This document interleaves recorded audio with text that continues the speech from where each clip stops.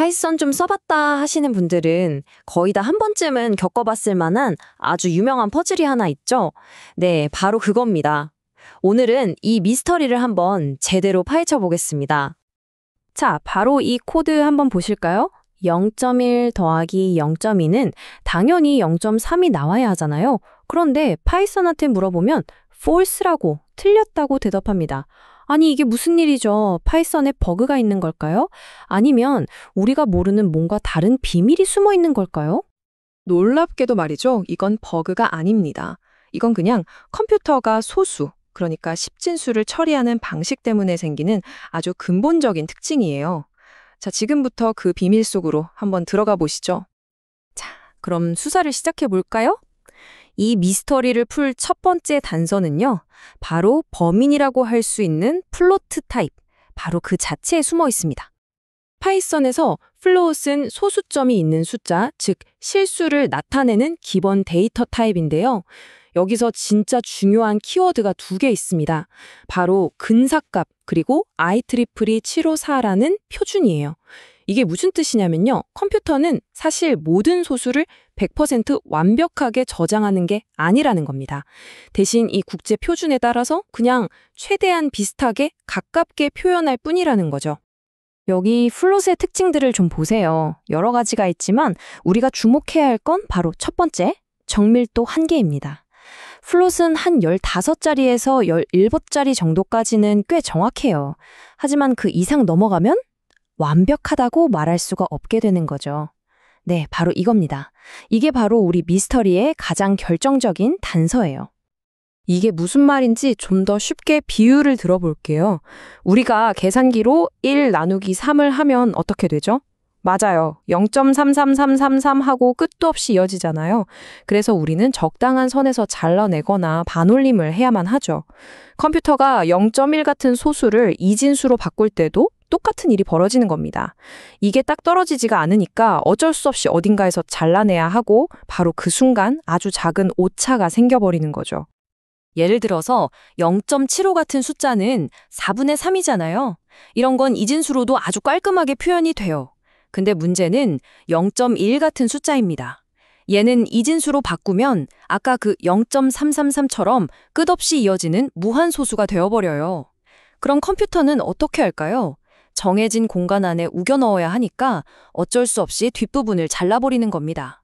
결국 우리가 코드에 0.1이라고 쓰는 그 값은 사실 완벽한 0.1이 아니라 아주 약간의 오차를 가진 근사값인 셈이죠.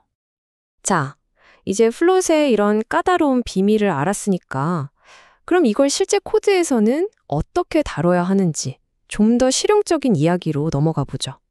사실 플롯 변수 만드는 거야 뭐 다들 아시는 것처럼 아주 간단합니다. 그냥 소수점을 찍어서 숫자를 쓰거나 저렇게 과학적 표기법을 쓸 수도 있고요. 아니면 플롯 함수를 써서 정수나 문자열을 변환해 줄 수도 있습니다. 여기서 꼭 기억해야 할 중요한 규칙이 하나 있어요. 바로 어떤 계산이든 플롯이 딱 하나라도 끼어 있으면 결과는 무조건 플롯이 된다는 겁니다.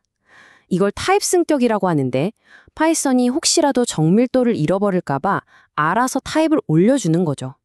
그래서 특히 정수끼리 나눠도 결과는 항상 플롯이 된다는 거, 이건 꼭 기억해 두세요. 그리고 플로트는 그냥 일반적인 숫자 말고도 좀 특별한 값들을 표현할 수가 있거든요. 이것도 잠깐 짚고 넘어가 볼게요.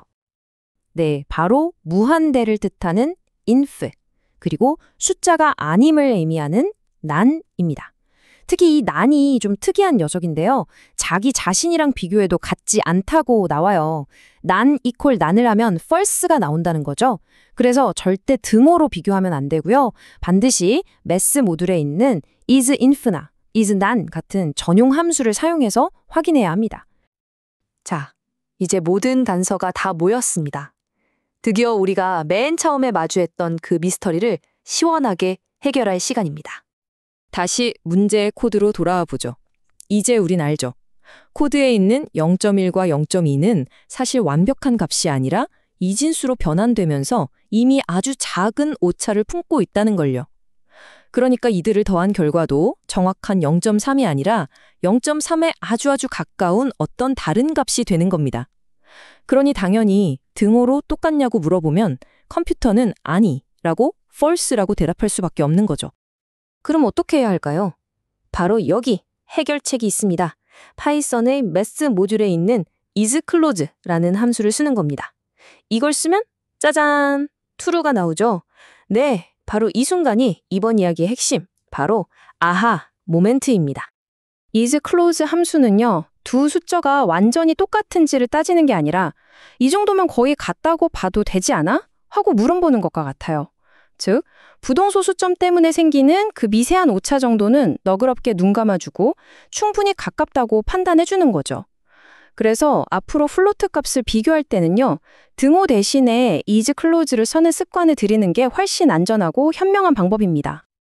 그런데 말이죠. 이 충분히 가깝다는 기준조차도 용납이 안 되는 경우가 있습니다. 예를 들어서 은행이나 증권사에서 돈 계산을 하는데 아주 작은 오차라도 생기면 큰일 나겠죠? 이렇게 단 1원의 오차도 허용할 수 없는 상황에선 그럼 어떻게 해야 할까요? 이럴 때를 위한 비장의 무기가 있습니다. 바로 파이썬의 데시멀 모듈이에요. 데시멀은 플로트랑은 근본적으로 다릅니다. 숫자를 이진수로 바꾸는 과정 자체를 생략하고 우리가 쓰는 십진수 형태 그대로 숫자를 저장해요. 그러니까 0.1은 그냥 오차 없는 완벽한 0.1이 되는 거죠. 금융계산처럼 절대적인 정확성이 필요할 땐 무조건 데시멀을 쓰셔야 합니다. 자, 오늘 이야기한 내용들을 이 치트시트 하나로 정리해 보겠습니다.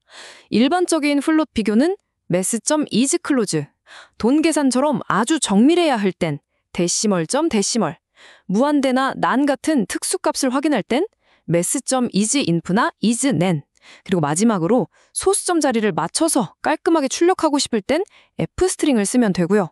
이것만 딱 기억해 두시면 앞으로 플롯 때문에 골치 아플 일은 거의 없으실 겁니다.